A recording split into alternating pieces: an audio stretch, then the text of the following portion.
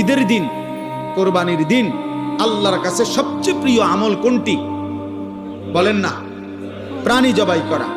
দ্বিতীয় হলো এই প্রাণীটা কিয়ামতের দিন পুরাটা নেকি হিসাবে আসবে। 3 নাম্বার, এই প্রাণীর রক্ত জমিনে পৌঁছবার আগেই কার কাছে পৌঁছে? আল্লাহর আরশে পৌঁছে, আল্লাহ পাকের কাছে পৌঁছে। তাহলে কুরবানির মাধ্যমে এত দ্রুত গতিতে, এত শর্ট টাইমে বান্দা আল্লাহর কুরব, নৈকট্য হাসিল করে। এই জন্য এটারে কুরবান, এই জন্য এটারে কি বলে? কুরবান। এই জন্য নবী সাল্লাল্লাহু আলাইহি সাল্লাম বলেন, ফাতিবু বিহা নাফসান। এই হাদিসের শেষ শব্দ, অতএব তোমরা খুশি খুশি দিলে কোরবানি করো। কি দিলে? খুশি খুশি। আরো 5,000 টাকা বাড়ায় নাও, আরো 10,000 টাকা বাড়ায় নাও, হ্যাঁ আরো 2,000 টাকা বেশি দাও, যেমনি সুন্দর হয়, যেমনি সুন্দর হয়, খুশি খুশি দিলে।